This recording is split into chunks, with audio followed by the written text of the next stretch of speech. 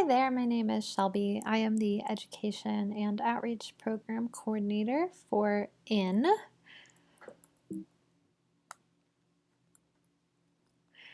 IN is a nonprofit that was founded in 2014 with the mission to create inclusive college opportunities in Colorado for students with intellectual disabilities to foster academic growth, social development, and career advancement. If you're not super familiar with the landscape of higher education, it's possible that you might not know that before then, in our state, students with intellectual disabilities really didn't have the option to go to college. Either they did not meet the admission criteria, so were denied, especially at universities, or when they would enter into college, maybe at a community college, for example, they didn't have the supports on campus that they needed. And so a group of families came together, looked around at what was going on in other states, saw that over 45 other states already had options for this population, and said, how can we make that happen in Colorado?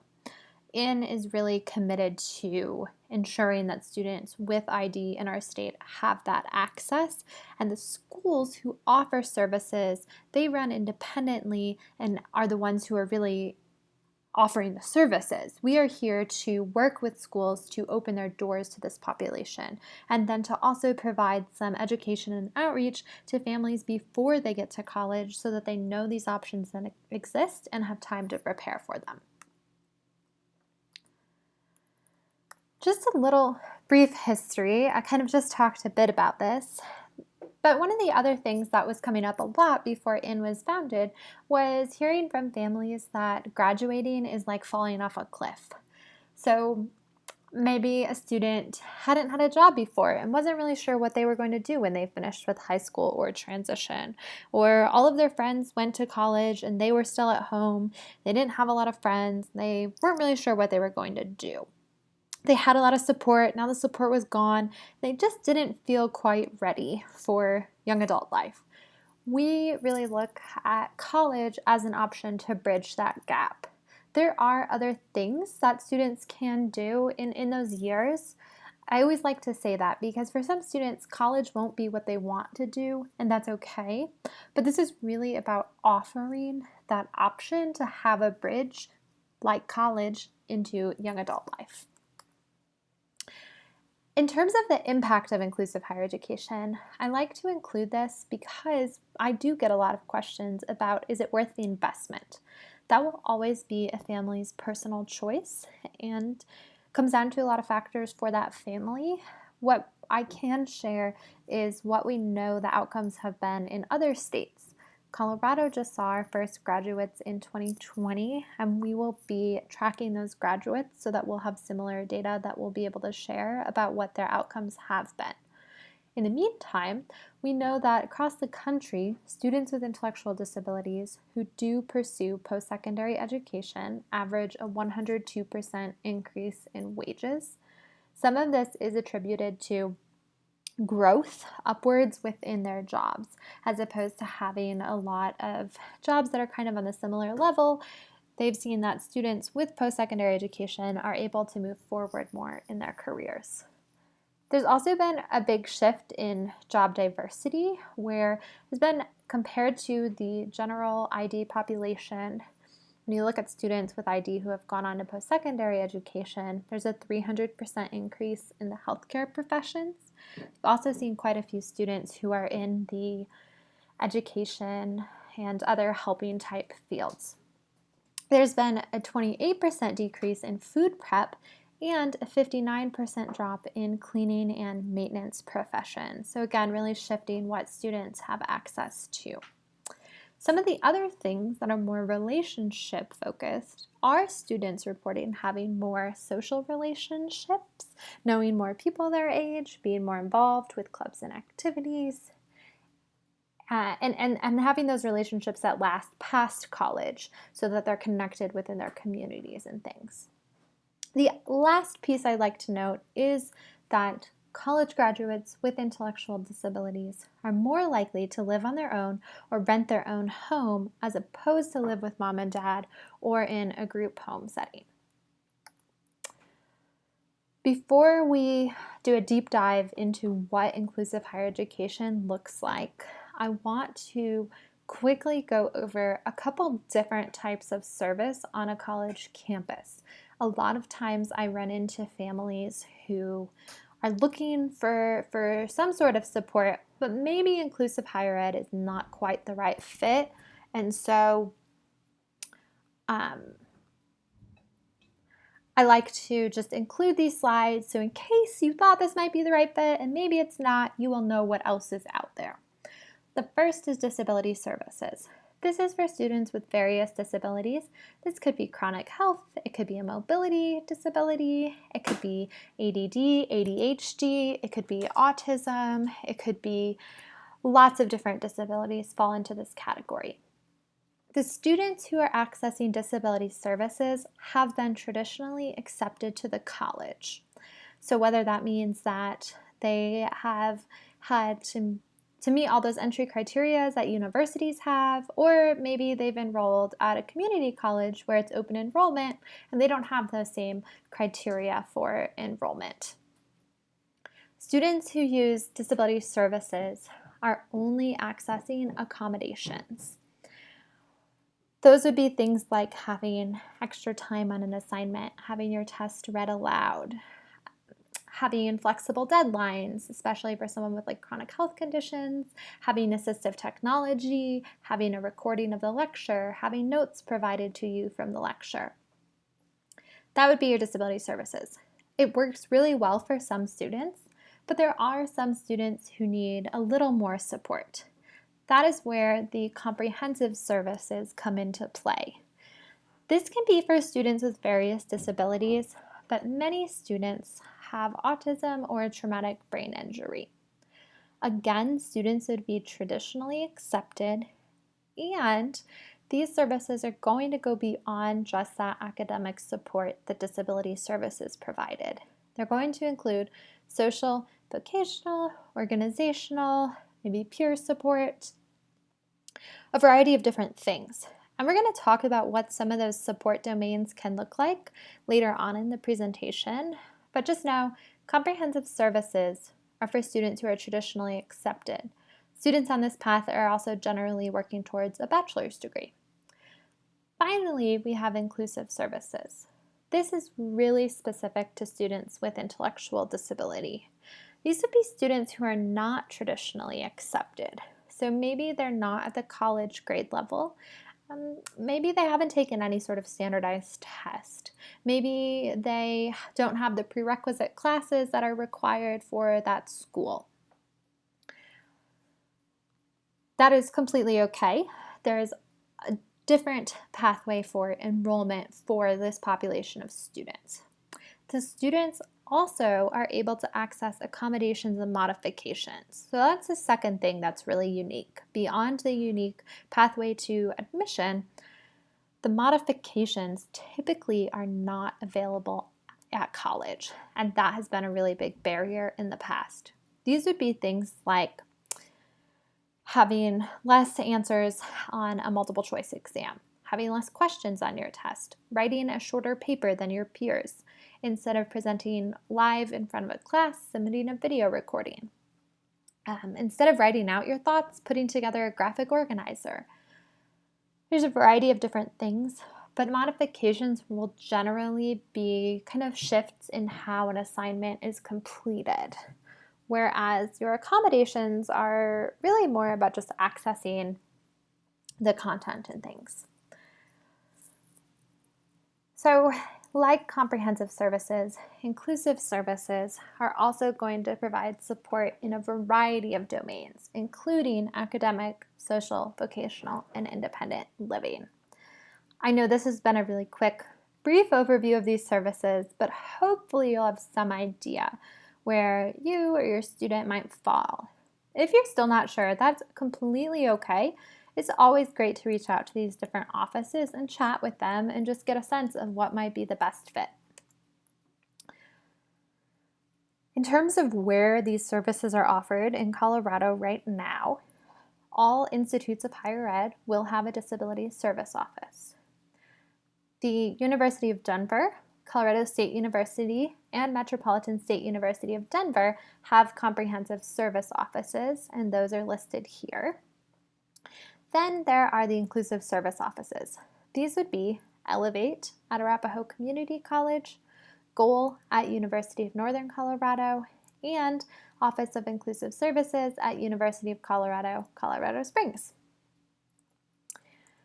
What we're going to do now is really shift into what those inclusive services look like. For the admission, students have to have a documented intellectual disability. Each school has slightly different criteria for this documentation, so I'm not going to go into that and would encourage you to reach out to the schools to really look at what those criteria are. You can go to those inclusive service office web pages and they will have that listed out for you.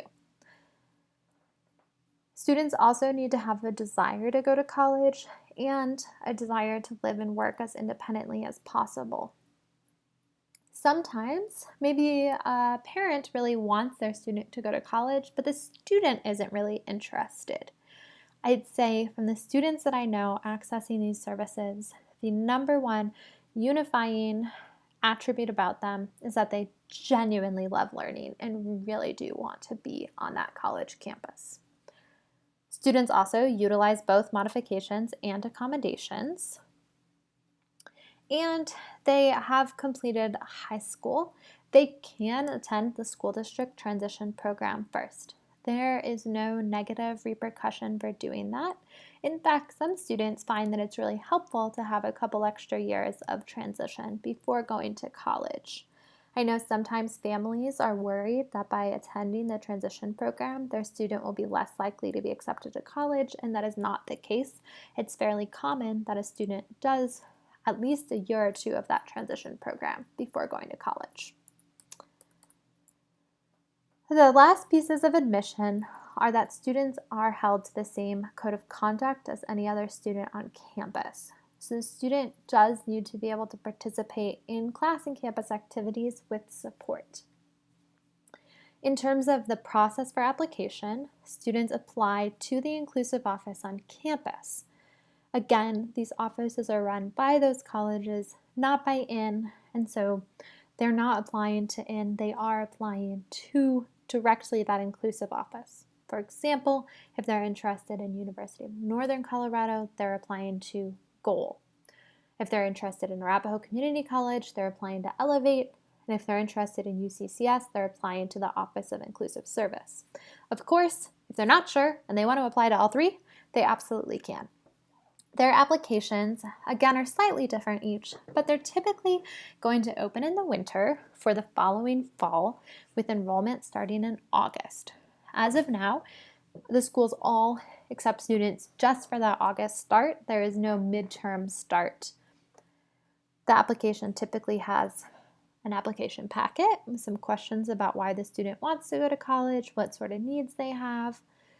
Also, they ask for references, or letters of recommendation, I should say. And there's an interview that's conducted with a student as well as a parent or guardian. I'm going to shift now from the application process into the academics. Students have access to the full course catalog. They can really choose whatever that school offers as areas of study. They will typically take 2 classes per semester. A lot of college students will take 4 or 5 classes, but for students with intellectual disabilities, 2 generally feels like a full-time load. Later on in their college career, I have seen students take maybe 3 or 4 a semester, but generally 2 is good. They will also take 1 specialized class.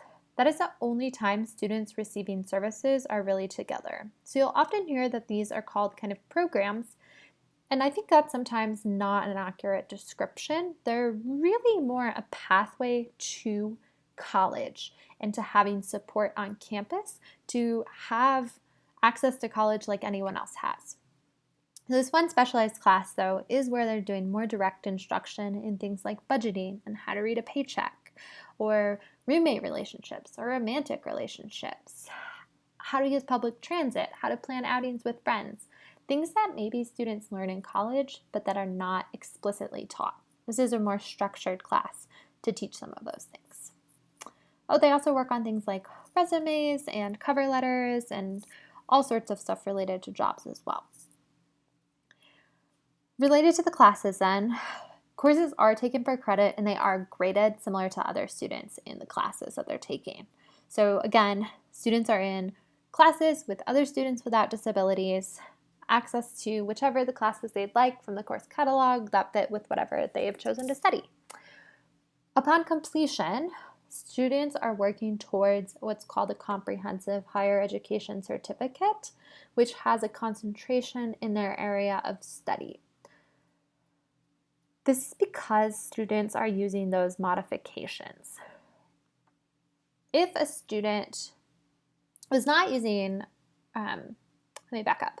So because of the modifications, students, the credit that they're receiving for their courses applies towards this comprehensive higher education certificate. There is a slight exception to this.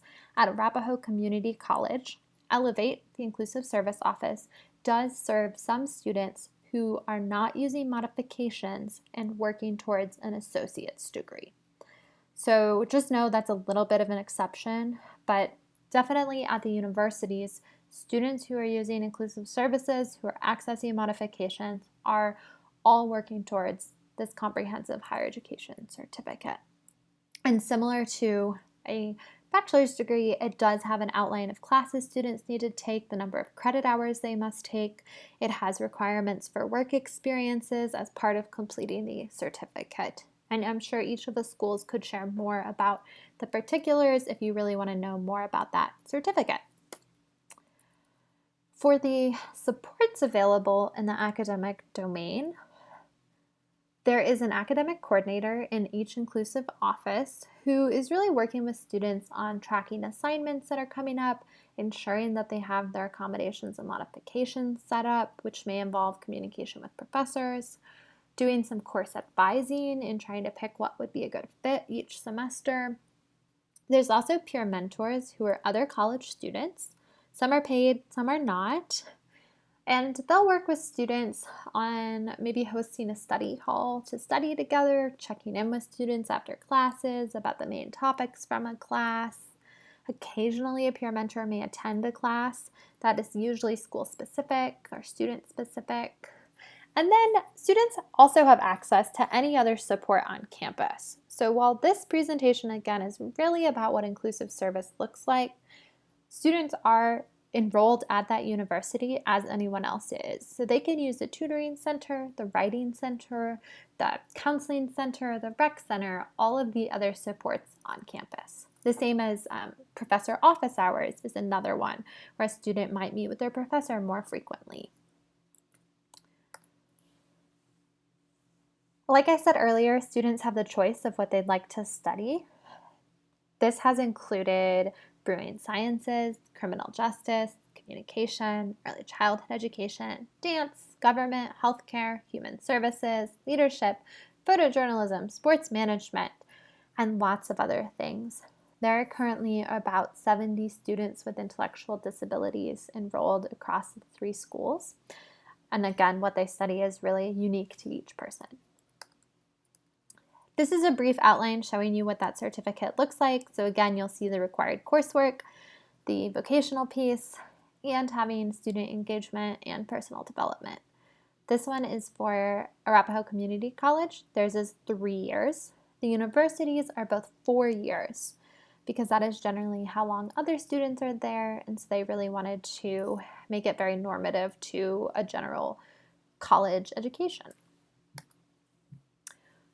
The career piece, I would say, is almost as important, if not the same importance, as the academic piece. The ultimate goal is that students are coming to college and being prepared for the career that they would like. Consequently, a lot of inclusive service also includes having career experiences and preparing for work after college and during college. In the first year, students are often doing more acclimation to college and career exploration. They're really looking at honing in on what it is they're specifically interested in. For example, if someone says business or counseling, the staff are really going to work with them on what specific subfield of that area are they interested in. In the second year, students are going to look more at having a job on campus or another internship or work experience. Often, though, it's a job on campus, as many students haven't had a job in the past. Here's a picture of a student who is working at the Pie Cafe at the UNC campus. They'll also be doing more exploration through things like job shadows, informational interviews, taking that specialized class to really receive more support around work, and again, honing in on that career plan and goal. So hopefully after the first 2 years, they have a really clear goal and they have some of those foundational job skills, so that in their third and fourth year, they're prepared to have work within that area of interest within the community. So looking at off-campus employment. Depending on the field, this might also include an unpaid internship. That is pretty common in especially more of kind of the like human service or helping professions. I do like to point that out because, just like to be fully transparent. Students will receive job coaching if needed. That's really individualized to them. They'll also receive things like transit training on how to get to work, things like how to communicate with your employer if you're going to be sick or you're going to be out. Again, there is someone in the Inclusive Service Office who is really tasked with supporting students on this career piece. And then that fourth year, they're continuing that work-based learning and starting to look for that post-graduation job placement in an employment situation that is competitive and integrated with folks without disabilities. So hopefully this has given you a brief overview of what this might look like. I'm going to move on to more of the social piece. For the social aspect, students are really encouraged to get involved on campus. For some students, that is going to be just attending events. I know some students who go to every karaoke night or every bingo night or every sporting event that goes on. Other students have a really specific area that they want to get involved with. Maybe they join a religious club or a sports team, like club swimming is one that I know about. Another student started her own knitting club. Some students like more to volunteer, and others have taken on leadership roles, such as running for elected offices in student government. Some other students, a couple, have also rushed for fraternities and found that to be a really great source of support to have their fraternity and all of their brothers. I like to mention that in particular because a lot of these clubs and activities can bring some natural supports to students through just knowing more people on campus. There are, again, peer mentors who are other college students who also play a big role in supporting students to get involved, whether that's learning what clubs there are, going to an event with them, just talking to students about how they're feeling and kind of breaking down maybe some anxiety they have about social engagement. Lots of different things. So it's kind of a balance here of having the peer mentors and the inclusive staff providing some support to get involved on campus, and then also accessing support just by being part of different activities on campus. The last kind of core domain is the independence piece. All of the schools work with students on person-centered planning and self-advocacy, really working on what the individual goals are and where they want to see themselves in the future, and then bringing in their networks to help them get to that place. There are a couple options for living away from home on campus if students choose. At the University of Northern Colorado, students their first year have the option to live in a residence hall on campus. And at the University of Colorado, Colorado Springs, there are on-campus apartments that students may choose to live in. For UNC, after the first year or two, some students will feel ready to move into a different housing situation, such as something off campus, into an apartment, into a house, just somewhere different, maybe on campus, to try a different type of housing. That is usually a conversation between the staff and the student to really assess, are they ready and do they feel comfortable for that? Within the residence hall setting, in terms of support, there are also peer mentors who live in that residence hall that students can go to if they need help with different things, especially maybe in the evening or the weekend when there's not staff who are working in the inclusive service office. For UCCS, it's a little different because of the apartments. There, some students who would like additional supports and things might be using what's called a Medicaid or supported living service waiver. I have a separate presentation on that I'd be happy to send out to you if you would like. I'll put my contact info at the very end of this presentation. Anyways, with a Medicaid waiver, some students will have someone come into their apartment to help with things like cooking and cleaning routines, going to the grocery store, personal hygiene, nursing assistance, some of those independent living supports. So it's two kind of slightly different options. Always good for students to look and see which one feels good to them. It's always great if you can visit the campus to get a sense of even just what the campus is like, because that can be a big factor in a student's choice as well. The last piece with independence is working on life skills like public transit, planning outings, and relationships, which I talked about a little bit earlier, and it's kind of built in all together with inclusive services. So the last piece is the financial information. I know many people, this is the part they're often waiting for. I want to preface this by saying that costs can vary by school, and there is a significant difference in cost between community college and university. I have not put the exact costs here because they do fluctuate by semester generally at colleges, and because I really want this to be kind of a general overview so you can feel like, is this a good fit or not? Then I would really encourage you to look into the costs and to discuss with the schools what resources are available. You can also reach out to myself, and I'm happy to talk through a little bit of that as well. But I think the one thing we really want families to feel like is that cost should not be the final barrier, and we would really like to help navigate some of those different things. Especially in the last couple of years, there have been a lot of developments in what resources financially are available. So again, I'm just going to go over here. Students are paying tuition and fees. They are paying the same tuition rate as any other student. They are taking the same classes as any other student.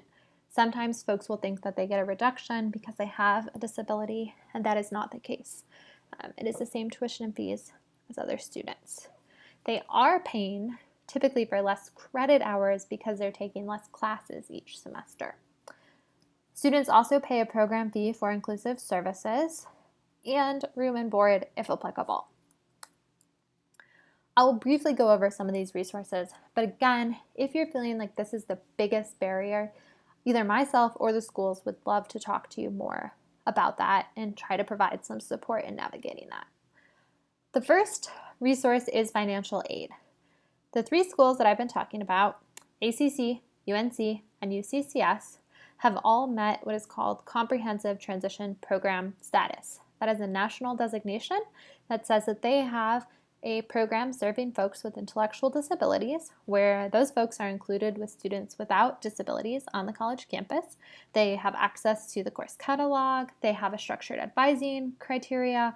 They're working towards that certificate I talked about earlier. Because of that CTP status, students with intellectual disabilities may access financial aid. This would be grants. There is the Pell Grant, which is often, I think it's about up to $6,000 a year. It depends. The amount you receive depends on your family's financial situation and need. There's also work study, where a student is paid to work on campus. Typically, they're paid between $12 to $15 an hour, and they're working maybe 10 to 15 hours per week. Again, it'll vary a bit by student, but just to give some context. Through the financial aid on the campus, students do not have access to student loans. I like to share that because that is one difference with these sorts of programs. The next resource is scholarships. There are sometimes local scholarships in your home community. There are college-specific scholarships. There might be national ones, and there's some that are disability-specific. In particular, Ruby's Rainbow is a scholarship for students with Down syndrome. It's a national one. It ranges from $1,000 to $10,000 a year, and we have a handful of students every year in Colorado who access that scholarship. Sometimes the scholarship will say that it is for students who are working towards a bachelor's degree. A couple families have found that by explaining inclusive higher education as a new option where students do work towards a certificate, they have been able to achieve some changes in those requirements for different scholarships and still access those. I share that because while that might sound a little daunting, I think it can be worth asking if you're looking at a scholarship, particularly some of the more local or school district specific ones. The next one I want to talk about is college funds. Some of you may have a college savings account. Other families maybe don't, or are maybe they have a really young student and they're thinking about starting to save for college. An ABLE account can be used similarly to a college savings account, but will allow you to use the money that you save in it for any disability-related expense, not just college. It can include education, but can be lots of other things. So some families find that an ABLE account might be a little more flexible than your traditional college savings account since it has a lot of different uses. What's also neat about an ABLE account is the money in it does not count towards your Social Security asset limit. Typically, that asset limit is around $2,000 is what you can have saved. With an ABLE account, you could save more than that and still have access to it without receiving a penalty from Social Security. You can definitely go to the Colorado ABLE website for more info. That's a brief overview. It's also, the last thing I'll say is that it can be used similar to a checking account, which can be a really nice financial vehicle then for college students themselves to have more financial independence. So there's a lot of different ways to use it. They're really great helping families navigate what that looks like. It is newer, similar to inclusive higher education, so it's definitely worth, again, just looking into if you're thinking about saving or financial independence for your loved one in college. Then there is the Division of Vocational Rehabilitation. So occasionally, the Division of Vocational Rehabilitation will be able to provide some financial support to students with intellectual disabilities in college. This is going to be really specific to the student, what their career goal is, if it's in alignment with going to college, and the financial need of the family. The amount is going to vary by family. It is very individualized. My best recommendation for you is to connect with DVR as soon as you can. It can take several months to get enrolled, but beyond just that financial support, DVR is a resource for adults with disabilities when they're looking for employment or maybe need additional support at their place of employment. So once a student finishes with college, it can be a great resource to still be connected to. Some students will also use it before college. So whichever way you look at it, I really encourage you to get connected and look into those services. The last one then is your community center board. This would be maybe like Imagine or Envision or Rocky Mountain Human Services, Developmental Pathways, DDRC. There's a lot of others. Through your community center board, some will have what are called self-determination funds, which can be used for lots of different things, including college goals is one that I've seen. It's always worth asking if they have any funding like that.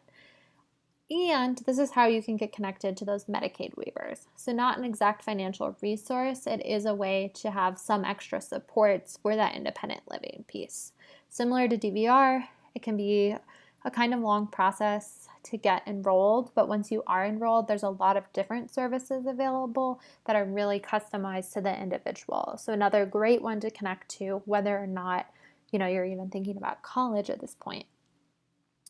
The inclusive service offices, if you do enroll, are really going to encourage you to apply for both of those services, and in fact really like seeing that you are connected before you even enroll, because these are such common services for adults with disabilities to use. The last piece with financial is the student contribution. I think this often gets overlooked. It is really common for college students to work while in school. As we talked about earlier, that's a key piece of inclusive higher education. And it's common for them to apply some of those earnings towards their student bill. The students could work. They may have Social Security income. Some students have chosen to apply that towards their housing or towards other costs associated with college. So just as you're thinking, do remember that that can be one source of a financial resource as well. Okay, I know this is very, again, general, but again, please reach out to the schools to talk more. Typically, each of their financial aid offices will have someone who specifically works with students accessing inclusive service and can really help with some of these nuances, what financial aid looks like, and then the inclusive offices can really work with the other pieces that are more disability specific. All right, the final section is preparing for college. Like any other student, regardless of disability or not, there is a piece of this that is finding the right college. When looking at what might be a good fit, I encourage you to ask about the admission requirements, see what's needed there, to look at what the cost is going to be. Again, there can be a big difference between community college and university. Talk to students who are currently enrolled or tour campus to get a sense of what is inclusion within the campus community like. Do students have access to the same things as everyone else? What exactly can you do on campus? How do you feel when you go? Do you feel like people are including you within conversations and things on that campus community? For academics, looking at what sort of areas of study does that school offer? Do they have what you're interested in studying? For housing, what is the housing like? Where do you have the option to live on that campus? Does it look like somewhere that you would want to live? Talk to the school also about what the support is going to look like. So I gave you an overview, but it is important to ask about other supports that they have on campus. Do they have supports that are specific to a different identity that you have, whether that's maybe like a racial identity, or maybe that is a sexual identity, or different identities that you might have, as well as being a person with a disability. So just get a sense of what those supports are like, if that is something that you're interested in knowing about. I would also encourage you to reach out and meet the program staff. Learn about those people who are going to be supporting you. Do you feel like they're a good fit? Do you like them? Do you get along with them? How is that interaction? Ask them also about what communication with parents looks like. It can be a shock for parents that in college, really the student is in charge. And there are some rules where parents can't contact professors, things like that. So it's good to ask beforehand so that you as a parent can prepare for what that's going to look like. And then also ask about what career development looks like, since that is really where you're headed after college. At least that is the hope of where you're headed. Hopefully you are thinking about what that career is going to look like.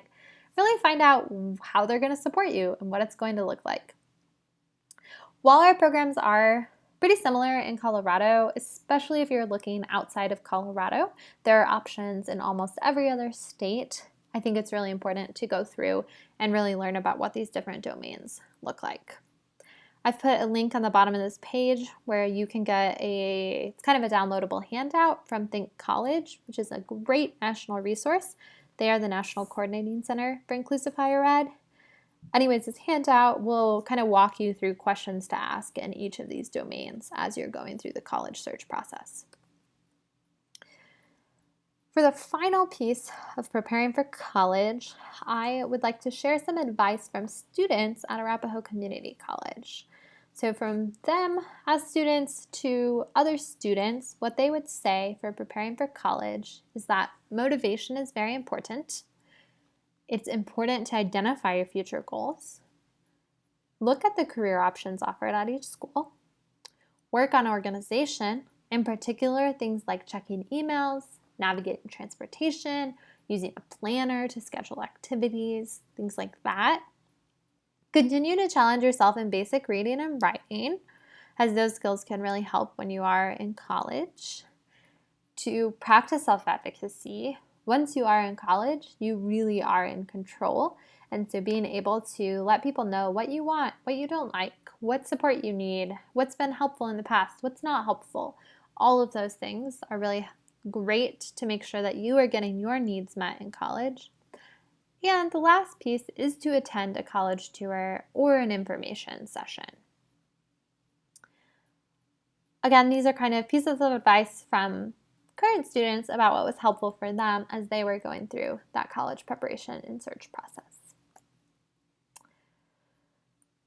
We do have a survey. This is being recorded in June of 2021. It will run until the end of the summer. So if you're watching this after that, you can disregard this. But we really want your help informing the future of inclusive higher ed. The survey is about 5 minutes. It's totally anonymous, and it really asks about where you, the individual with an intellectual disability, would like to go to college, what sort of college you're interested in, what barriers to college you might be facing, family members you can also fill this survey out with or be on behalf of your loved one. But really trying to get a sense of what folks would like to see as we look at the expansion of inclusive higher ed in our state and having more colleges open their doors to students with intellectual disabilities. Here is my contact information. Again, my name is Shelby Bates. I am the outreach coordinator for IN. We also have an executive director, Tracy Murphy. Her email is listed here as well. You can feel free to reach out to me with questions at any time. I'm happy to answer those or direct you to someone who can. I think that's all I have. I appreciate your time. Really grateful for you spending some time to learn more about what these options look like since they are still relatively new. A lot has shifted in the last few years in our state in the landscape of higher ed. So it's really always great to know that more and more folks are learning what is possible and kind of helping to redefine those outcomes and expectations for folks with intellectual disabilities. I wish you the best, and thank you again.